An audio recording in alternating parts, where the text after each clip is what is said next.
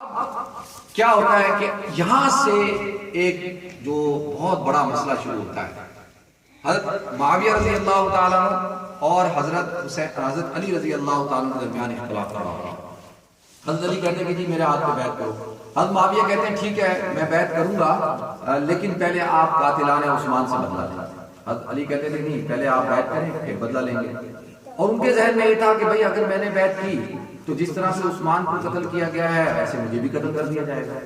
اور حضرت علی کے ارد گرد وہ جو سوائی ٹولہ تھا جس نے حضرت عثمان کو شہید کیا تھا وہ سارا ان کے ارد گرد تھا.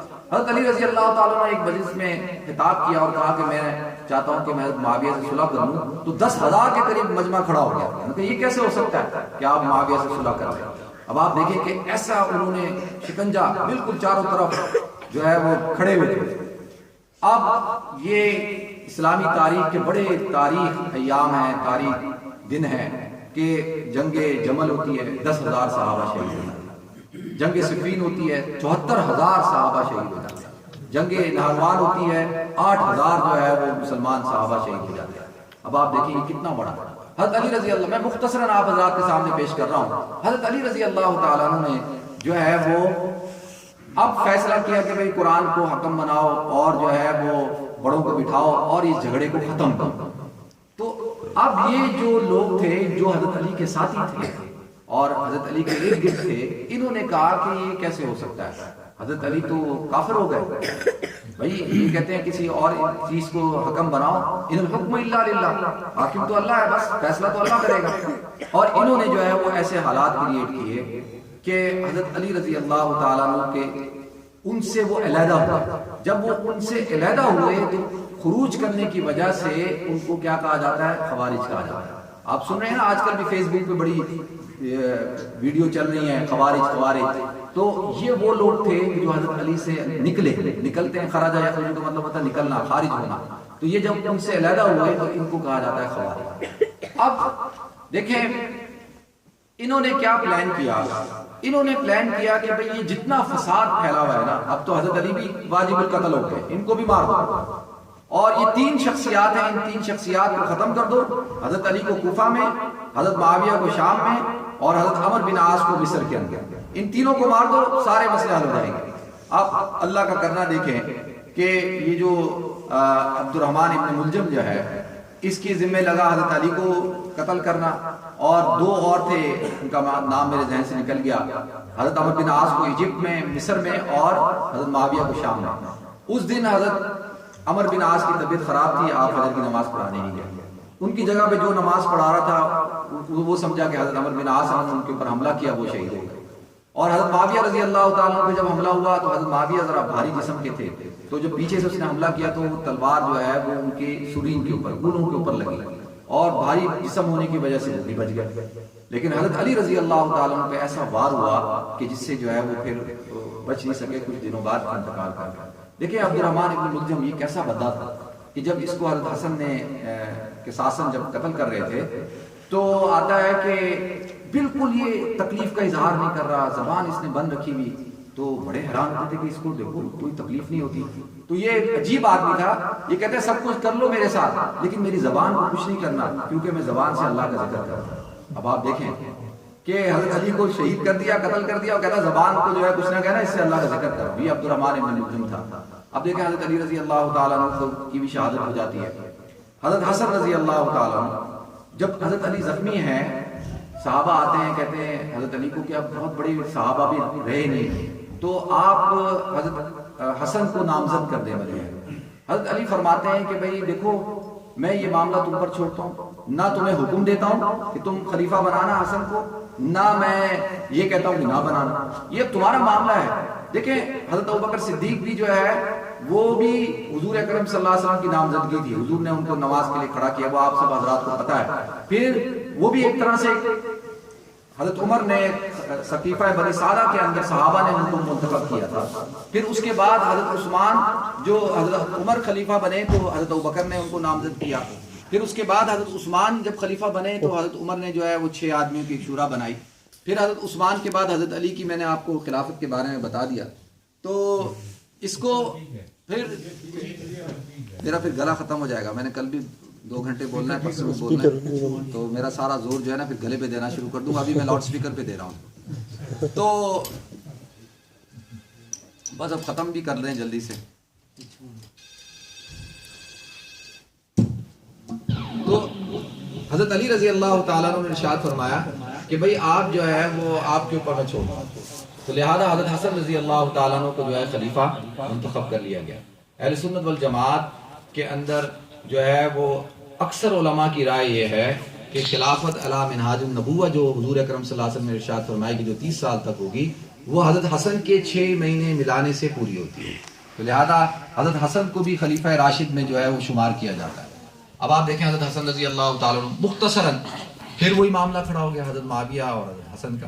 حضرت حسن اپنا لشکر لے کر جا رہے ہیں، ہزاروں کی فوج ساتھ ہے. تو آپ کا ایک جنرل تھا جو آپ کے ساتھ چل رہا تھا. اس نے کیا کیا کہ جیسی موقع ملا اس نے تلوار سے حضرت حسن پہ وار کیا، جس سے حضرت حسن کی جو ہے وہ ران زخمی ہو گئی، پاؤں زخمی ہو گیا. تو حضرت حسن زخمی ہو گئے. جیسے ہی حضرت حسن جو ہے حضرت حسن رک گئے اور حضرت حسن نے کہا کہ وہ جنرل کیسے جنگ جیت سکتا ہے کہ جس کے رائٹ ہینڈ پہ جو مین سپہ سالار ہو وہی باغی ہو، وہی اس کے ساتھ نہ ہو تو میں کیا جنگ جیتوں گا. تو لہذا حضرت حسن رضی اللہ تعالیٰ عنہ نے جو ہے وہ حضرت معاویہ رضی اللہ تعالیٰ عنہ کے ساتھ صلح کر لی.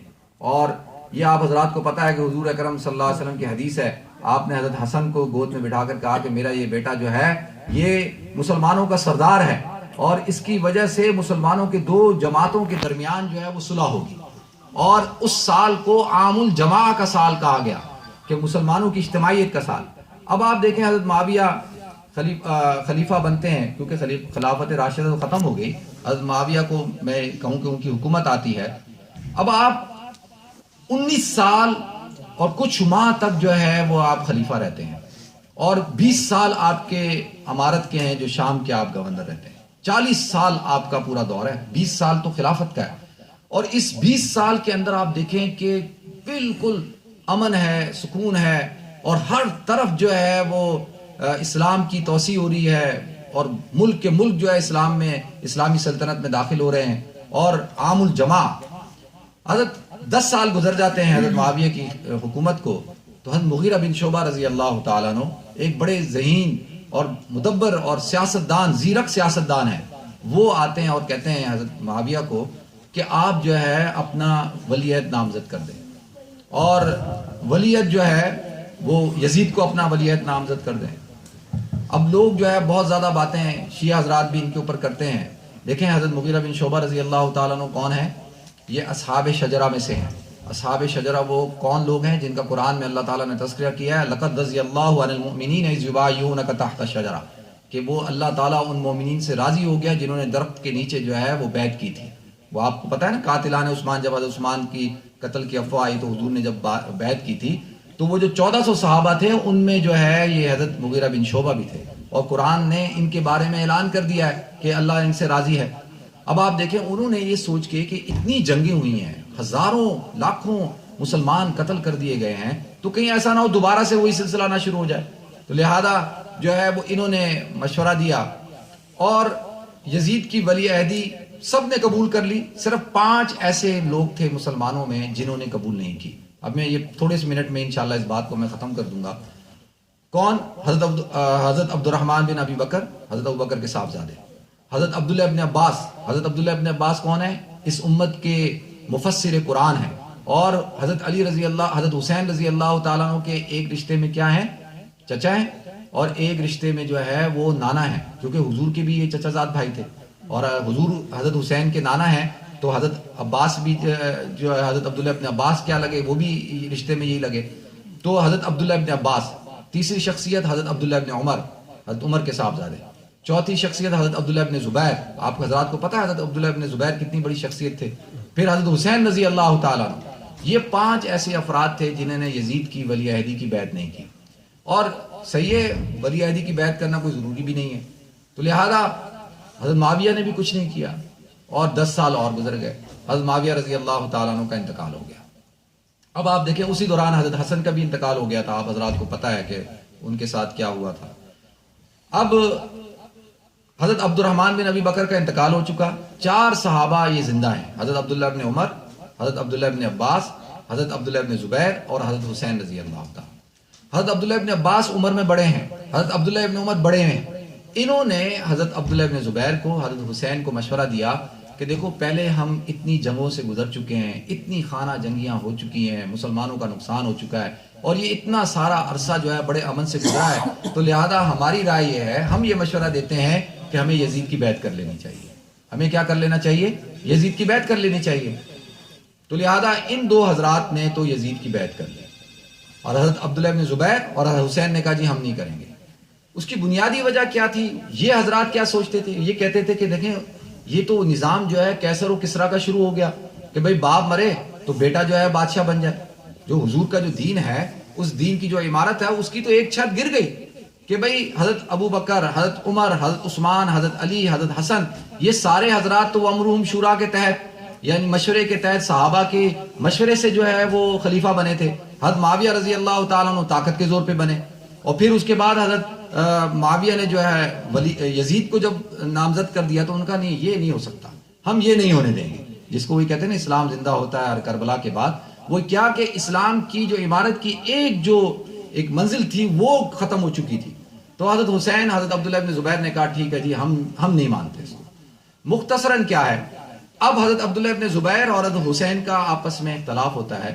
حضرت عبداللہ ابن زبیر کہتے ہیں کہ بھائی میں تو جا رہا ہوں مکہ، مختصراً میں آپ حضرات کے سامنے پیش کر رہا ہوں، اور مکہ کو جا کر ہم اپنا کیپٹل بناتے ہیں، کیونکہ سارے دیکھیں جیسے حضرت عثمان نے کہا کہ یہ جتنا پروپیگنڈا ہو رہا ہے تو سارے گورنروں کو کہا کہ بھئی حج پہ آ جاؤ، اور حج پہ مکہ بلایا اور سب معلومات کر لی کہ بھئی یہ سب جھوٹا پروپیگنڈا ہے۔ تو ان کا بھئی وہاں پہ پوری عالم اسلام سے لوگ آئیں گے، اور ہم مکہ ایک امن والی جگہ ہے، مکہ کی ایک ہیبت ہے، اور مکہ کے اندر کوئی بھی آدمی ہمت نہیں کرے گا حملہ کرنے کا، تو ہم مکہ کو اپنا کیپٹل بناتے ہیں اور ہم مکہ میں رہتے ہیں۔ حضرت حسین رضی اللہ تعالیٰ کا نہیں، میں مدینہ منورہ میں رہوں گا۔ اور دیکھیں حج کے ایام تھے، انہوں نے کہا حج ہونے والا ہے، حج تو پھر محرم کا واقعہ تو وہ اس میں ہونا، حضرت حسین تو ذی الحجہ میں نکل چکے تھے نا، تو انہوں نے کہا کہ بھائی اب آ رہے سارے عالم اسلام سے لوگ آئیں گے، تو ہم یہاں پر بیٹھ کر ان کے ساتھ جو ہے وہ بتائیں گے کہ بھئی یہ ہو رہا ہے، اس طرح سے ہمیں کوئی لائے عمل بنائیں گے۔ مختصراً یہ کہ حضرت حسین رضی اللہ تعالیٰ عنہ کے پاس جو ہے کوفہ سے خط انبار بورے بھرے ہوئے تھے، ہر آدمی خط لکھتا تھا کہ آپ آئیں ہم تیار ہیں، آپ آئیں ہم تیار ہیں۔ حضرت عبداللہ ابن عباس نے کہا کہ آپ ان کے اوپر بھروسہ کرتے ہیں، ان کوفہ والوں کے اوپر، الکوفی لا یوفی، ان کے اندر تو کوئی وفا نہیں ہے، انہوں نے تو آپ کے والد کو نہیں چھوڑا، تو یہ کہاں جو ہے وہ آپ کا ساتھ دیں گے۔ آپ نے حضرت مسلم بن عقیل کو بھیجا۔ حضرت مسلم بن عقیل جب پہنچے ہیں کوفہ کے اندر، تو پورا کوفہ جو ہے استقبال کرنے کے لیے آیا، اور بڑا شاندار استقبال ہوا، بڑا جو ہے حضرت مسلم بن عقیل نے بھائی قاصد بھجوایا اور کہا کہ بھئی آپ آ جائیں یہاں، تو پورا کوفہ ہمارے ساتھ ہے، اور یہ تو کہتے ہیں جی ہم آپ کے ساتھ ہیں۔ اب آپ دیکھیں حضرت حسین رضی اللہ تعالیٰ نکلتے ہیں، اور آپ چلتے چلتے جب راستے میں پہنچتے ہیں، ادھر جو ہے حالات چینج ہو جاتے ہیں۔ وہ کوفی جن کی فطرت میں وفا نہیں ہے، آج بھی یہ شیعہ حضرات کہتے ہیں نہیں یہ وہ کوفہ والے نہیں تھے، کوئی اور تھے۔ بھئی وہ کوفہ والے ہی تھے نا، کہ جنہوں نے حضرت حسین کو بلایا تھا۔ تو حضرت مسلم بن عقیل کو جو ہے وہ قتل کر دیا جاتا ہے، ان کو شہید کر دیا جاتا ہے۔ اب جب حضرت مسلم بن عقیل اپنی شہادت سے پہلے جو ہے وہ پیغام پہنچاتے ہیں کہ جی آپ نہ آئیں، یہاں کے حالات چینج ہو گئے۔ جیسے ہی حضرت حسین کو خبر پہنچتی ہے، حضرت حسین رک جاتے ہیں۔ اب آپ دیکھیں کہ حضرت مسلم بن عقیل کے صاحبزادے کھڑے ہو جاتے ہیں، وہ کہتے ہیں کہ جی کیسے ہو سکتا ہے کہ آپ نے تو ہمارے تو والد کو قتل کر دیا گیا، تو ہم تو بدلہ لیں گے۔ اور حضرت حسین کس کے صاحبزادے تھے؟ حضرت علی کے۔ حضرت علی کی بہادری آپ حضرات کو پتہ ہے، اور پھر حضور اکرم صلی اللہ علیہ وسلم کے نواسے۔ انہوں نے کہا بالکل یہ کیسے ہو سکتا ہے کہ جو ہے میں واپس چلا جاؤں اور میری وجہ سے مسلم بن عقیل کو جو ہے وہ قتل کر دیا گیا۔ حضرت حسین نے کہا ہم جائیں گے دیکھیں گے کیا ہوتا ہے۔ ایک بات آپ اپنے ذہنوں میں بٹھائیں کہ اگر حضرت حسین کے کہیں پہ بھی ذہن میں ہوتا کہ یہ کوفہ والے میرے ساتھ یہ سلوک کریں گے کہ بچوں تک کو جو ہے وہ قتل کر دیں گے، کسی کو نہیں چھوڑیں گے، تو کبھی بھی کیا آپ اپنی عورتوں اور بچوں کو لے کے جاتے؟ کبھی نہیں لے کے جاتے۔ ان کے ذہن میں یہ تھا ہی نہیں کہ اتنا بڑا حادثہ، اتنا یہ اوپر تک جا سکیں گے کہ مجھے جو ہے اس طرح سے جو ہے وہ قتل کر دیا جائے گا۔ آپ ان کی تقریریں بھی سنیں جو انہوں نے کربلا کے اندر کی ہیں، آپ اس کو پڑھیں۔ تو اب جو ہے وہ دیکھیں حضرت حسین وہاں پہنچ جاتے ہیں، اور وہاں پر جو شخصیت اس وقت ذمہ دار ہیں، جو جنرل ہیں، وہ عمر بن سعد ہیں، جو حضرت سعد بن ابی وقاص رضی اللہ تعالیٰ عنہ کے جو ہے وہ صاحبزادے ہیں. اس سے پہلے ایک اور شخصیت ہیں جن کا نام ہے حر, اور وہ حر جو ہے وہ حضرت حسین کے ساتھ مل گئے. انہوں نے کہا بھائی میں ان کے سامنے نہیں کھڑا ہو سکتا, وہ ان کے ساتھ ہی مل گئے اور آخر میں حضرت حسین کے ساتھ شہید ہوئے. تو ابن زیاد نے کیا کیا, پھر ان کو ابن سعد کو جو ہے وہ بنایا. ابن سعد بھی جو ہے وہ نرم دلی سے کام لے رہے تھے, چاہ رہے تھے کہ بھائی جنگ نہ ہو, مسئلہ حل ہو جائے, لیکن اس نے کہا یہ تو کچھ کر ہی نہیں رہے. پھر اس نے ابن زیاد نے ابن سعد کو معزول کر کے شمر بل جوشن جو ایک بڑا ہی خونخوار درندہ آدمی تھا اس کو جو ہے وہ بھیجا اور کہا کہ بالکل جو ہے وہ نرم دلی سے رحم دلی سے کام نہیں لینا. اب یہ جب آیا ہے تو آنے کے بعد پھر یہ اتنا بڑا عظیم سانحہ جو ہے وہ پیش آ گیا. شمر بل جوشن, اب حضرت حسین کو قتل کس نے کیا؟ سنان ایک شخص تھا, خولی بن یزید, یہ 3 لوگ تھے. ان تینوں نے مل کے حضرت حسین رضی اللہ تعالیٰ عنہ, وہ پورا آپ حضرات کو پتہ ہے کہ کیا ہوا, اور سارے مرد جو ہے وہ سارے کے سارے جو ہے وہ شہید کر دیے گئے, سوائے حضرت زین العابدین حضرت علی بن حسین جو حضرت حسین کے صاحبزادے جو بیمار تھے وہ بچ گئے, باقی سب کو شہید کر دیا گیا. اب دیکھیں حضرت حسین نے کہتے نا کہ خیموں کو آگ لگا دی گئی, یہ کر دیا گیا. اس کی بنیادی وجہ کیا تھی؟ اس کی بنیادی وجہ یہ تھی کہ حضرت حسین نے خطبہ جب دیا تو ایک ایک کا نام لیا کہ بھئی تم نے مجھے خط لکھا تھا, تم نے مجھے بلایا تھا, تم نے مجھے بلایا تھا, دیکھو یہ تمہارا خط میرے پاس ہے. اب وہ لوگ کہتے کہ بھئی اگر یہ خط بچ گئے, یا حسین بھی بچ گئے اور خط بھی بچ گئے, تو ہمیں تو یہ چھوڑے گا نہیں ابن زیاد, یہ تو ہمیں تو یہ چھوڑیں گے نہیں, مار دیں گے. تو اسی لیے انہوں نے خیموں کو بھی آگ لگا دی, سارے ڈاکومنٹڈ ایویڈنس جو تھے وہ سارے کے سارے ختم کر دیے گئے. تو لہذا مختصراً دیکھیں یہ بہت بڑا ایک سانحہ ہے اسلام کا, اتنا بڑا سانحہ ہے کہ اس سے اتنی بڑی تفریق جو ہے وہ آج آپ مسلمانوں کے اندر دیکھتے ہیں, کیسی کتنی بڑی تفریق ہو گئی. اور اس زمانے کے اندر تو اتنی نہیں تھی جتنی اس زمانے کے اندر ہو گئی, اور واقعہ کربلا ہو گیا. دیکھیں اب آخری بات عرض کر رہا ہوں, میں معافی چاہتا ہوں میں نے تھوڑا سا ٹائم لے لیا, مولانا ابوالخیر صاحب کا بھی تھوڑا سا وقت لے لیا, مجھے اچھا نہیں لگ رہا. ہمارے ہاں 2 قسم کے طبقے پائے جاتے ہیں. ایک طبقہ تو کھینچ کھونچ کے یزید کو جو ہے جنتی بنانے پہ تلا ہوا ہے. اب سوال یہ اٹھتا ہے کہ بھئی یزید جو تھا, اگر دربار میں جب عورتیں پہنچی ہیں, حضرت زینب پہنچی ہیں, تو وہ اس نے ابن زیاد کو بھی کہا کہ میں تمہارے اس کے فعل سے خوش نہیں ہوں, میں تو اس کے بغیر بھی راضی تھا, میں تو یہ تھا, میں تو وہ تھا. تو اگر اتنا ہی اس کو غم تھا تو اس نے ابن زیاد کو سزا کیوں نہیں دی, ابن زیاد کو معزول کیوں نہیں کیا؟ پھر واقعہ حرہ کیوں پیش آیا؟ اب وہ واقعہ سناؤں گا, اس کے لیے بھی ٹائم چاہیے. تو بھائی پھر جو ہے وہ یہ سارے حالات کیوں پیش آئے؟ اب دیکھیں اہل سنت والجماعت کا عقیدہ اور نظریہ یہ ہے کہ ایک تو یزید کی آڑ میں صحابہ کو ڈس رسپیکٹ نہ کیا جائے. حضرت معاویہ رضی اللہ تعالیٰ عنہ جلیل القدر صحابی ہیں اور حضور اکرم صلی اللہ علیہ وسلم کے برادر ان لا ہیں, صالح ہیں اور کاتب وحی ہیں. اللہ کے رسول صلی اللہ علیہ وسلم کی دعا ہے کہ اللہ تو ان کو ہادی اور مہدی بنا, اور ایک جلیل القدر صحابی ہیں. تو یزید کی آڑ میں, یزید صحابی نہیں ہے, اور یزید کی آڑ میں حضرت معاویہ کو ڈس رسپیکٹ کیا جائے, صحابہ کو ڈس رسپیکٹ کیا جائے, یہ بات بالکل غلط ہے. اور اہل بیت کی آڑ میں صحابہ کو لان تان کیا جائے, یہ بات بھی غلط ہے. لیکن میں یہ بات آپ حضرات کے سامنے, میرے بڑے بزرگ بیٹھے ہوئے یہاں پہ, آپ تاریخ اٹھا کر دیکھ لیں. پہلی بات تو تاریخ کا تو کوئی اعتبار ہی نہیں ہے نا. آپ واقعہ کربلا کو اگر پڑھنے جائیں گے, یقین جانیے آپ کنفیوز ہو جائیں گے, آپ کو سمجھ نہیں لگے گی کہ یار یہ کیا ہوا کیا تھا. کوئی کچھ لکھ رہا ہے, کوئی کچھ لکھ رہا ہے, کوئی کچھ لکھ رہا ہے. صرف ایک بات آپ ذہن میں بٹھائیں کہ میری اور آپ کی, ہم سب کی رشتہ داری کس کے ساتھ ہے؟ ہماری رشتہ داری حضرت حسین کے ساتھ ہے یا یزید کے ساتھ ہے؟ حضرت حسین کے ساتھ ہے نا بھئی. ہماری رشتہ داری تو حضرت حسین کے ساتھ ہے, اور حضرت حسین رضی اللہ تعالیٰ عنہ کی جو عظیم قربانی ہے, اس قربانی کو پوری کائنات کے اندر کوئی فراموش نہیں کر سکتا. اور جو ہے یزید دیکھیں وہ چلا گیا, ہم کہتے ہیں کہ وہ جانے اللہ جانے, اور اللہ تعالیٰ کے دربار میں پہنچ چکا, اللہ اس کا فیصلہ کریں گے. لیکن کوئی آدمی اگر یہ کہتا ہے کہ حضرت حسین جو ہے وہ حکومت کے متلاشی تھے, حضرت حسین کو خلیفہ بننا تھا, بادشاہ بننا تھا, تو سوچنے کی بات ہے کہ حضرت حسین پھر بچوں کو لے جاتے, اپنی عورتوں کو لے جاتے, وہ پھر مکہ کے اندر بیٹھتے اور پھر اپنے آپ کو تیار کرتے, اسلحہ بناتے, خوب طاقت اختیار کرتے کہ پھر لے لیں گے ہم, کس طرح سے لے سکتے ہیں. وہ تو یہ سب چیزیں نہیں چاہتے تھے, وہ تو صرف یہ چاہتے تھے کہ جو ایک نظام ہے وہ نظام ختم ہو رہا ہے. دیکھیں اگر ہم حضرت حسین مظلوم تھے تو ہم مظلوموں کے ساتھی ہیں. اسلام کہتا ہے کہ مظلوم کا ساتھی بنو.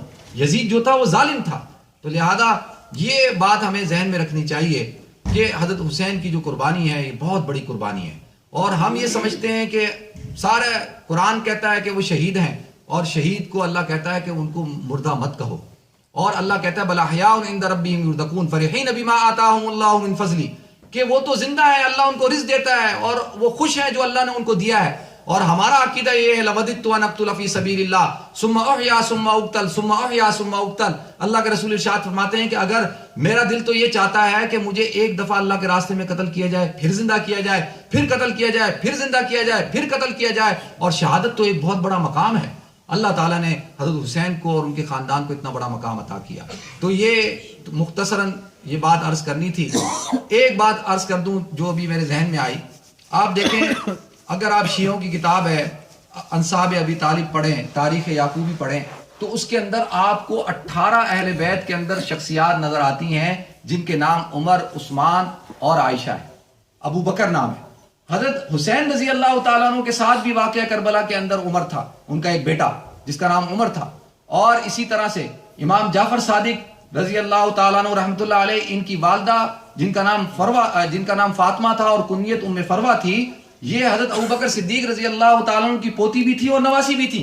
حضرت ابوبکر کا ایک بیٹا اور ایک بیٹی جن کی شادی ہوئی، پھر ان کی اولاد سے یہ حضرت فاطمہ ام فروہ رضی اللہ تعالیٰ عنہ پیدا ہوئی، جو کہ کون ہے؟ امام جعفر صادق رضی اللہ تعالیٰ عنہ کی والدہ۔ 18 اہل بیت ایسے ہیں جن کے نام ابو بکر اور عمر اور عثمان تھے اور عائشہ تھے، لہذا وہ حضرات تو آپس میں ایک دوسرے سے محبت کرتے تھے۔ دیکھیں جب حضرت جعفر طیار شہید ہو گئے تو ان کی بیوہ سے نکاح کس نے کیا تھا؟ حضرت ابوبکر صدیق رضی اللہ تعالیٰ عنہ نے کیا تھا۔ اگر آپس میں دشمنی ہوتی تو کوئی ان کی بیوہ سے شادی کرتے؟ حضرت علی کرنے دیتے ہیں؟ حضرت علی رضی اللہ تعالیٰ عنہ نے بعد میں نکاح کیا جب حضرت ابوبکر کا انتقال ہو گیا۔ تو اس سے یہ بات پتہ چلتی ہے کہ وہ تو آپس میں محبت کرتے تھے، ان کا تو آپس میں تعلق تھا، یہاں تک کہ حضرت حسین رضی اللہ، یہ جو حضرت علی بن حسین ہے زین العابدین، ان کی جو والدہ تھی، اور حضرت عبداللہ بن عمر کی جو اہلیہ، اور حضرت ابوبکر کی ایک صاحبزادہ تھے ان کی اہلیہ، یہ تینوں بہنیں تھیں۔ جو ایران کا ایک بادشاہ تھا اس کی 3 بیٹیاں تھیں، اور ان تینوں بہنوں سے ان تینوں حضرات کے نکاح ہوئے تھے، حضرت حسین کے، حضرت عبداللہ بن عمر کا اور حضرت ابوبکر کے ایک صاحبزادے کا۔ تو یہ تو آپس میں ہم زلف تھے، تو لہذا ان کی آپس میں تو محبتیں تھیں۔ اور آج ہمارے گھروں میں حسن بھی نظر آتا ہے، حسین بھی نظر آتا ہے، فاطمہ بھی نظر آتی ہے، زینب بھی نظر آتا ہے، ہر خاندان کے اندر ہیں، میرے خاندان کے اندر ہیں، لیکن یہ اہل تشیع حضرات بڑے اتفاق کی باتیں کرتے ہیں۔ ایک شخص بتائیں اپنے گھر کے اندر کہ اپنی کسی بچی کا نام عائشہ، یا اپنی کسی بچی کا نام کلثوم، یا کسی بچی کا نام رقیہ، یا کسی بچے کا نام ابو بکر، یا کسی بچے کا نام عمر یا عثمان رکھتے ہوں، اور پھر کہتے ہیں جی ہم تو یہ باتیں نہیں کرتے۔ تو یہ سوال ہے جو اٹھایا جا سکتا ہے، پوچھا جا سکتا ہے۔ اللہ تعالی ہم سب کو واقعہ کربلا سے یہ اسوہ حاصل کرنے کی توفیق عطا فرمائے کہ ہر دور کے اندر مظلوم کے ساتھی بنے، ہر دور کے اندر۔ آپ اس وقت میں ایک سخت بات کر دوں، لیکن یہ لوگ ویڈیو بنا رہے ہیں، پھر بعد میں کبھی کر دوں گا انشاءاللہ اس میں، کہ جو وقت کا جو سامراج ہے، وقت کا جو فرعون ہے، اور وقت کی جو یزیدی قوتیں ہیں، ان کے ساتھ کون کھڑا ہے آج آپ دیکھ لیں۔ مجھ سے کسی نے ایک ٹی وی میں پروگرام میں سوال پوچھا کہ جی آپ کس کو حق سمجھتے ہیں، حضرت علی کو یا حضرت معاویہ کو؟ میں نے کہا بھائی اہل سنت والجماعت تو حضرت علی رضی اللہ تعالیٰ عنہ کو حق سمجھتی ہے، لیکن وہ دونوں بھائی تھے آپس میں، ان کا آپس کا جھگڑا تھا، وہ جانے ان کا کام جانے۔ لیکن جو ہے آج کے دور کے اندر دیکھو کہ تم اور میں کس کے ساتھ کھڑے ہیں، ہم کس کے ساتھ کھڑے ہیں۔ قاری صاحب نے اپنی مسجد کا نام مسجد علی رکھا، اب آپ بتائیں یہاں پر تو جو ہے وہ مسجد حسین نظر آئے گی آپ کو، لیکن کہیں پہ بھی مسجد عمر نظر نہیں آتی، مسجد عثمان نظر نہیں آتی۔ تو لہذا یہ ساری باتیں ہیں۔ اللہ تعالی ہم سب کو عمل کرنے کی توفیق عطا فرمائے، اور دعا کریں کہ اللہ تعالی مسلمانوں کی حفاظت فرمائے، اور یہ جو حالات ہیں ان حالات سے اللہ تعالی ہم مسلمانوں کو نکالے۔ وآخر دعوانا الحمدللہ رب العالمین۔ بھائی میں معافی چاہتا ہوں، آپ حضرات سے تھوڑا میں نے وقت زیادہ لے لیا۔